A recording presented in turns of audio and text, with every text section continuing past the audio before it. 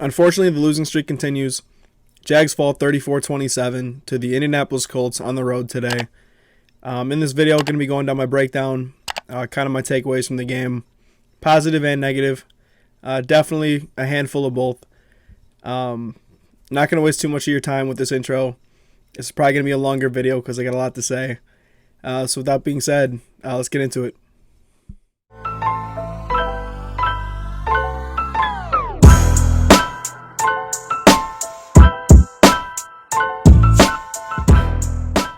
So today was our third game in a row that we've lost. Our second divisional game we've lost in a row after what felt like a very promising start. And unfortunately, we're sitting here kind of like, was it real? Was it kind of just a facade?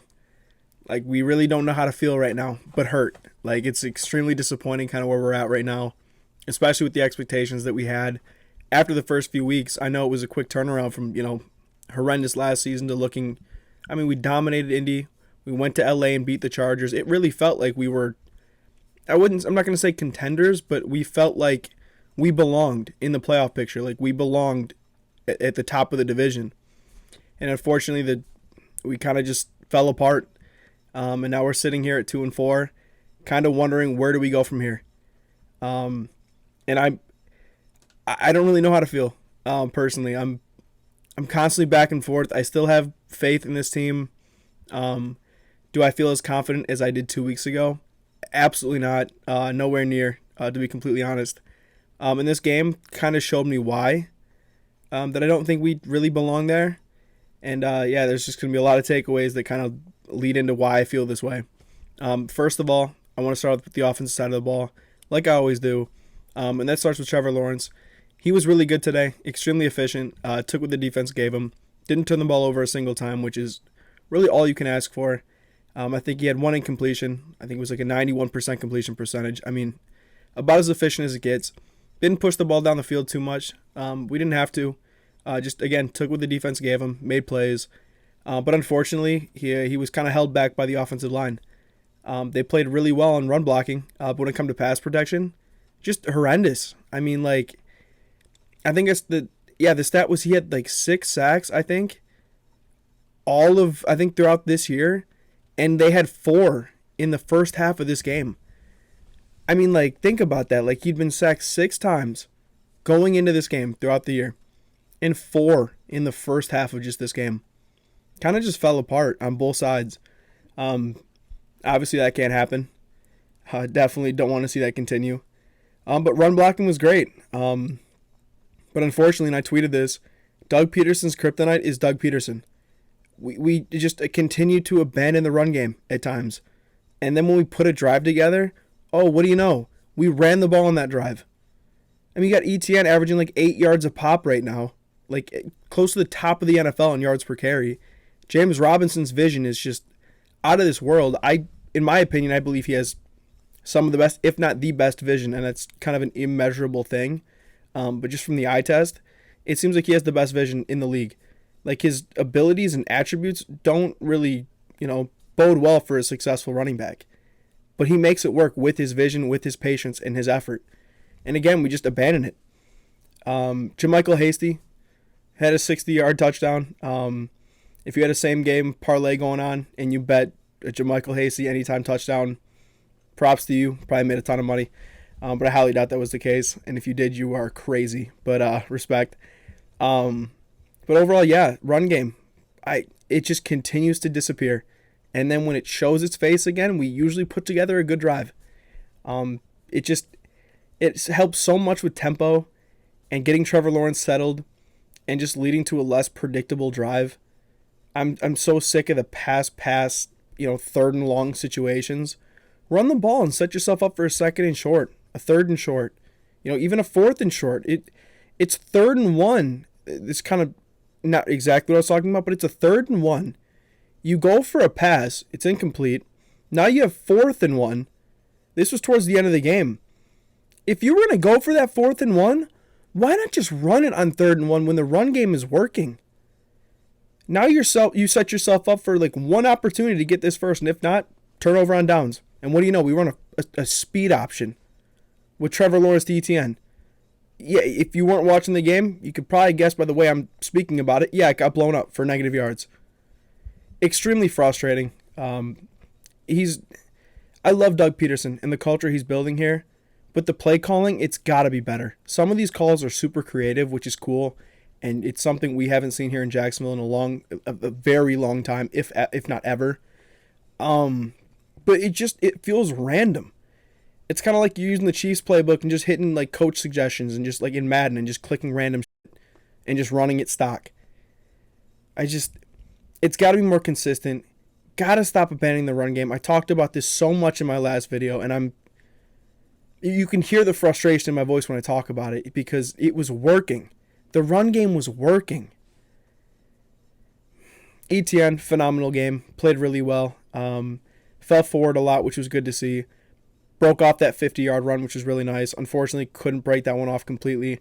Would have loved to see him crib that. Would have been huge. But we ended up scoring that drive anyway, I believe, so didn't really matter too much. But ETN, I'm waiting for it, man. The home run speed is so electric and something we haven't had in Jacksonville for a while, so it's fun to see. James Robinson, I thought, also played really well today. Run blocking, like set aside the pass protection. Offensive line blocked really well in the run game. And also in the screen game, I thought they played really well as well, getting out in space and blocking downfield. And then as far as the receivers go, Zay Jones continues to make catches when we need him most. Evan Ingram, his effort in falling forward and trying to get these first downs when it's close. He just has that second effort that it's so incredibly valuable, and it doesn't show up in the stat sheet, but the people who are watching can see it. He's just a phenomenal addition, and I've loved every second of having Evan Ingram so far. Two of the biggest concerns of Evan Ingram when we brought him in, not really a blocker and struggles with catching the football. So far, he's been really good at both of those things, which is really cool to see. Christian Kirk kind of tends to disappear. We were scheming him open a lot in the first few weeks. Past few weeks, I haven't really been seeing him too much. I know he had that touchdown, but overall, really kind of a non-factor in this game. Showed up late towards the end when we needed him, but still. I'd like to see him more involved going forward like he was the first few weeks. The offense just seemed more successful when he was being involved, and unfortunately that hasn't been the case. I'm not really going to give him too much, for the game against Philly.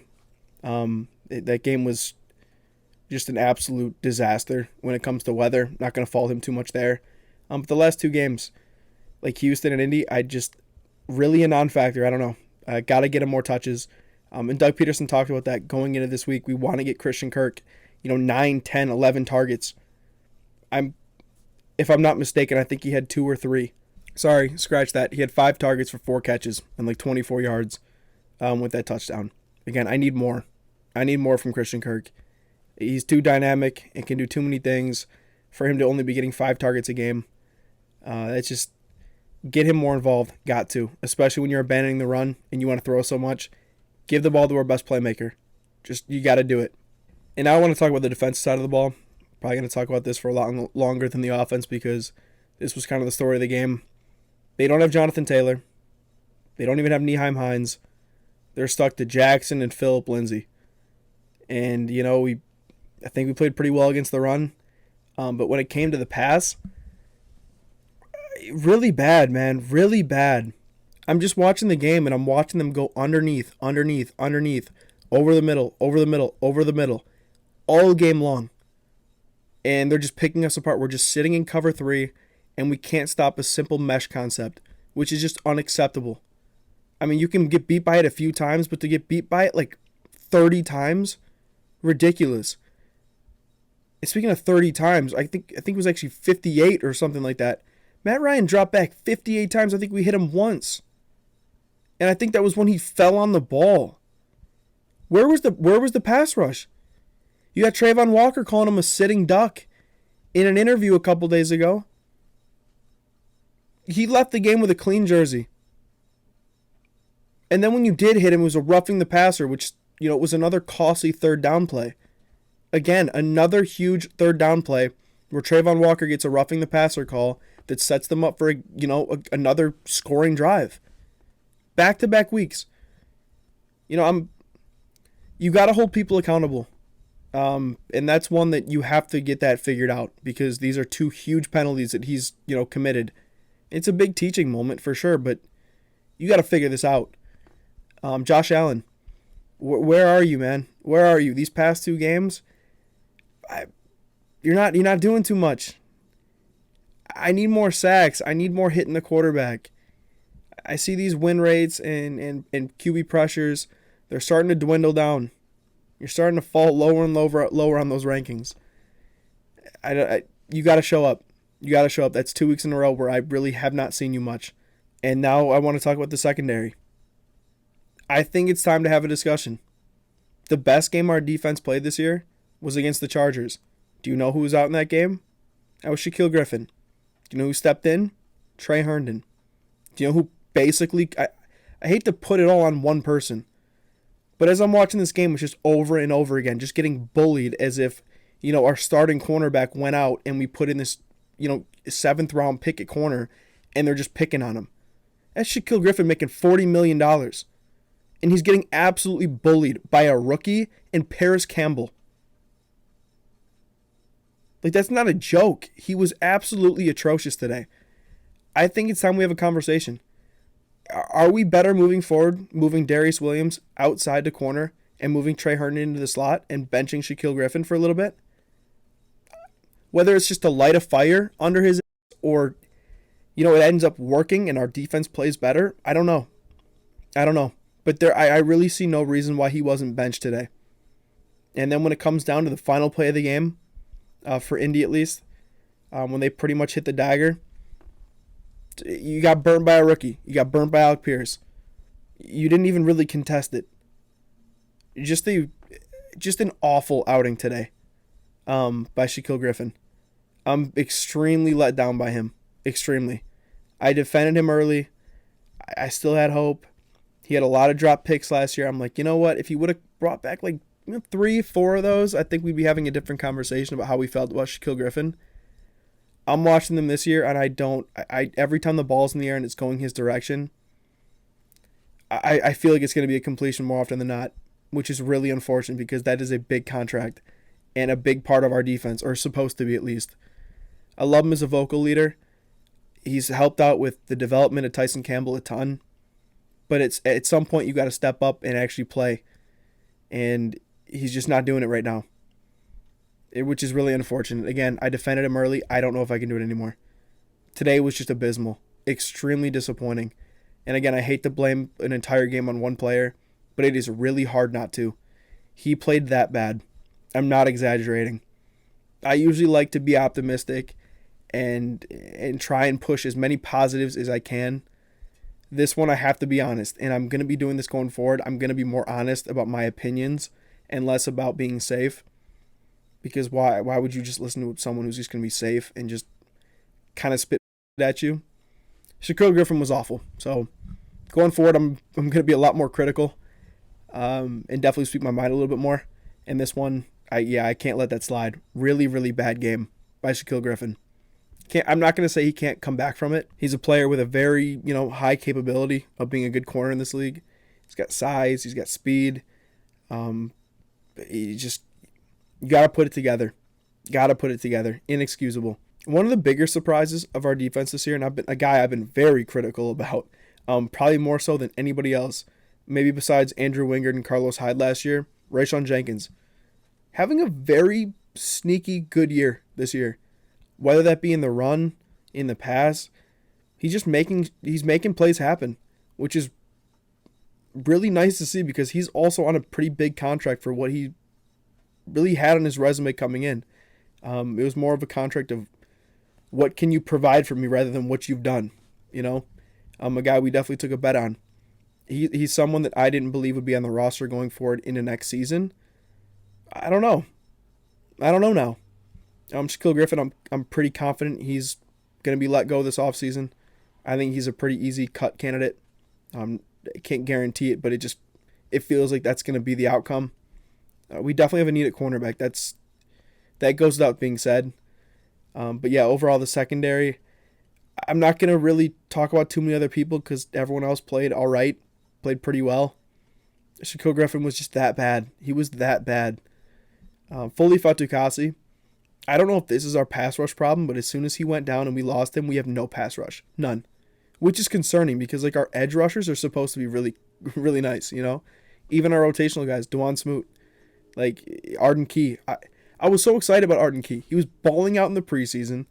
His sacks last season for how many snaps he played were out of this world, and he's been a complete non-factor pretty much all season, which is a pretty big letdown. But yeah, it just feels like without Foley Fatukasi, a guy who is really known for more of his run stuff ability rather than his interior pass rush, we're not getting to the quarterback at all. So hopefully we get Foley back. I know it was pretty close whether or not he was going to play this week. So I'm really excited to get him back. Marvin Jones also didn't play. Again, another guy I'm excited to get back. A veteran presence, a guy that Trevor loves to throw to, especially in contested scenarios. If it's like 3rd and 10, you got to get the ball out and you got to get a completion. He's looking to Marvin Jones before anybody else, and he usually comes up with it. So 2 really big pieces of our offense and defense. Guys who aren't really huge names or on huge contracts, but they really, really play well. And I figured, Jonathan Taylor out, Nyheim Hines out. Okay, you hold back Foley. It's not really a big deal. I think we'll be able to stop the run. And we did, but we just had no pass rush. And then Shaquille Griffin getting burnt all day long. Just a really frustrating performance from the defense. Trevor Lawrence puts together one of the best drives of his career, in my opinion. You go down the field. It was finally a moment where it felt like Trevor took us down the field and got us a win. We finally got in that situation, and he did it. And then you kick off, give Indy the ball, and they just kind of march down the field, a penalty or two, and now they're scoring a touchdown and leaving you 18 seconds. A really disappointing performance from the defense. They couldn't hold up when we needed them most, and in the end we lose. Another divisional game, which, as far as the standings go, pretty obvious here. Not good. Not good. As of right now, we're still 3rd in the division, a game behind Indy. And I hate to even admit this, but I looked at our draft position.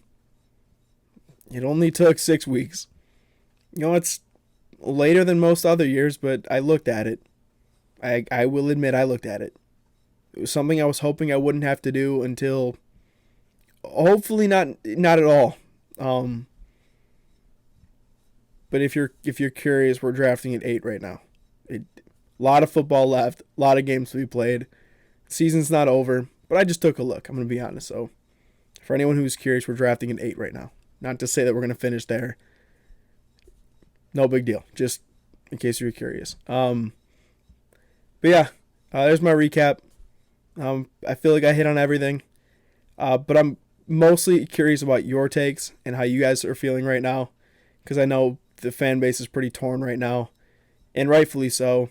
It's a really disappointing spot we're in right now, especially due to the expectations that we kind of had after week 2, week 3. We were really riding high. Man, it feels like a season ago when Andre Sisco brought that pick 6 back. We're up 14-0 on the undefeated Philadelphia Eagles. And now here we are at 2-4, 3rd in the division. Just, 3 weeks later. Really unfortunate. But I appreciate you guys watching. So hopefully this losing streak comes to an end pretty soon. I need a win. I need to win bad. So again, appreciate you guys for watching. Make sure to leave a like, subscribe, and all that stuff. And leave a comment. Let me know how you're feeling. So take it easy. And as always, go Jags.